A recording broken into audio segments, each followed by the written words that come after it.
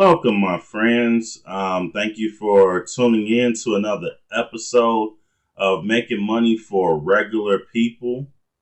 And I promise you, we're going to get to the money topics and everything. But first, there's just still a lot of, political news going on right now. The Supreme Court is reviewing the Omicron, not the Omicron, but whether or not Joseph Robinette has the right and has the authority to demand a mandate for government workers and for the federal government workers and contractors. And so that's being debated over this weekend as we speak. I will include a link in the description of this episode. But as I mentioned in a previous recording, the you know the you know the how could I put this? I just I just lost my whole train of thought. But as I mentioned before, there's going to be a decision made on this matter, and it's not as cut as dry as the Supreme Court will uphold Joe Biden's mandate. And as a matter of fact, it's a very good likelihood, just from reading the tea leaves and everything, that this might not hold water. The whole mandate might get struck down, and it really boils down to us having gone through this before as a nation. Not necessarily when I was alive, because I wasn't live back in the 1900s or early 1900s or anything like that, but they had rulings similar to this before, where where it was pretty much determined to be constitutional to even consider mandates like this. So I would be very surprised if if it's upheld and the Supreme Court, with the makeup of it, upholds President Biden's mandate. It's not a popular mandate, and as you'll see in the upcoming episode, it's not even going to be effective. I mean, having mandates like this in place, because people who are vaccinated are spreaders too. They are spreading the COVID. Okay, and so and look, my broadcasts aren't meant to be arguments as to whether or not you're in favor of being vaccinated or not, um, because I think we're beyond that debate anyway. The World Health Organization has already announced that future variants are going to render our current vaccines ineffective anyway. So, and that should be coming out. Let's see, this is January 8th that I'm recording, and the reason I'm recording all these episodes in advance is because I want to get some material, some content up, and to share this important news. Um, before I start getting busy into other things, because I might get so busy into other things that,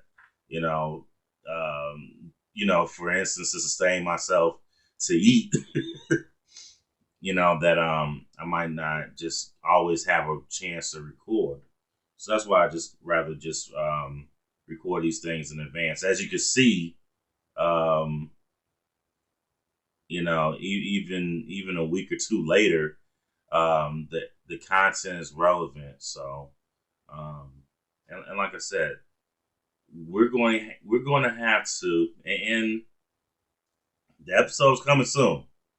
But we're going to have to, as American people, we're going to have to demand 100% remote jobs for jobs where that role can be filled in that capacity. In that capacity, um, shouts out to all the nurses and healthcare professionals and everything who put their lives on the line to make sure that the American public does receive, some sort of health care. But I mean, at the same time, I feel bad for them because they're in a position where, I gotta do such and such in order to keep my job. You know what I'm saying? So, and I wouldn't, I acknowledge that, that especially the nurses and everything are not treated like the heroes that certain individuals like to claim. See, it's one thing to call somebody a hero, but it's another thing to treat them like royalty when you have a chance to. I mean, Congress had the chance. Um, President Trump and President Joseph Biden, I'm sorry, Robinette, also had the chance to honor our cops, our healthcare workers, including our CNAs, including our RNs, including our LPNs. Um, I mention police officers. Like these individuals should have been paid hazard pay during the entire pandemic, and it's ridiculous that they're putting themselves at risk, facing the public and everything, and facing an increased chance that they can get infected with this, with this COVID, just by being present and doing their jobs as people facing um, people facing occupations in in in people facing occupations. My God, I can't talk today. And so it's a shame that those individuals did not receive hazard pay. You know, I mean, and they're the ones that's putting their lives at risk. And then people and then the news is wondering, they're trying to push this narrative that it's just a shock that waitresses and barbacks and bartenders no longer want to work at restaurants anymore. We wonder why, you know, with all this stuff going on. Like, you know, they're human beings just like anybody else. And and ultimately survival is number one. Is number one key. So I'm promising you, I really think y'all, those of you who are, customer service agents who have the ability to work from home and whose current jobs are, from home, and you guys are looking to make a change, please do not take your foot off the gas. You know, demand that part of your package, includes working from home, because nobody cares about us. Nobody cares about the public, and we're the public. We're the unwashed, unfortunately. So, you know, no one cares. They just see us as output and as an extension of slave driving machines. And That's fine if that's what they're. Anybody's entitled to their opinion, but it's up to you to live your life. One more thing. I'm going to encourage everybody who is fortunate enough to own their own house to learn how to grow something this year. I mean, I mean, you can grow plant. You don't have to grow plants, just directly in the ground. Like, you can gather some soil, some potting soil, some soil mix or whatever, and grow it from containers. If you don't have a big yard, or if you just don't want to use your yard for that purpose, you can use food grade containers, with the recycle symbol that has the number 5 in the middle.